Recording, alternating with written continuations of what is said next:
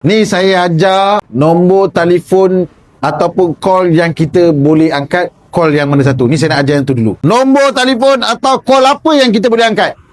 Ni penting sebab kita banyak terima call daripada scammer kan. Kiraman nak ajar.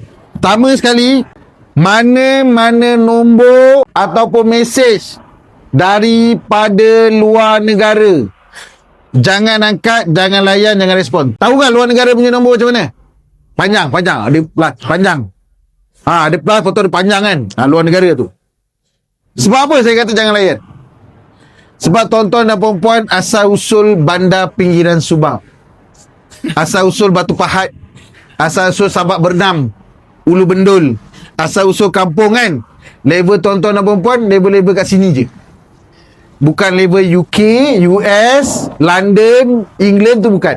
Nombor 2, kalau dapat call lepas office hour ataupun hujung minggu, dia kata dia daripada agensi kerajaan, itu scam.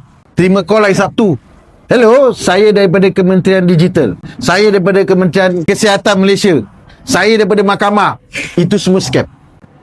Diorang Sabtu Ahad tak kerja.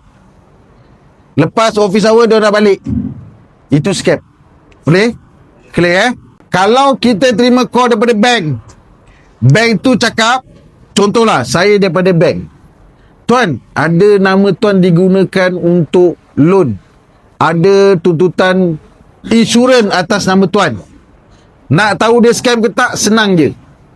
Mana-mana call atau mesej yang tak ada kena-mengena dengan kita, itu scam. Katalah bank call, kata kita ada hutang dengan bank. Tanya diri kita ada tak hutang dengan bank tu? Kalau kita tak ada hutang dengan bank tu, itu scam.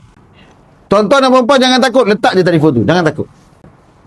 Polis tak pernah tangkap lagi orang yang main letak telefon, tak pernah. Jangan risau. Kadang diorang ni takut, tuan takutlah tuan nak letak telefon. Jangan risau, tu telefon awak letak je lah.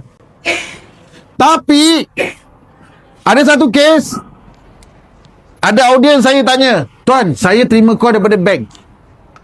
Bank tu kata saya ada hutang dengan bank tu 3 bulan tak bayar. Saya nak tahu tuan, bank tu scam ke tak? Saya tanya balik dengan orang yang tanya saya tu, awak ada tak loan dengan bank tu? Dia kata memang saya ada loan dengan bank tu. Pembayaran awak dengan bank tu cantik tak cantik? Kebetulan saya memang dah tunggakan 3 bulan tak bayar. Kalau kau dah memang tunggakan 3 bulan tak bayar, bank tu call suruh bayar tu betul. Kau jangan mengena-ngada. Kau nak bagi alasan scammer pula Jawapan tu dekat tuan-tuan dan perempuan je, tak ada dekat saya. Tuan-tuan dan perempuan je tahu. Kalau dia kata dia daripada Etika Insurans, cik, ada orang buat tuntutan insurans atas nama cik Tanya diri kita ada tak buat tuntutan insurans? Tak ada kan? Scam.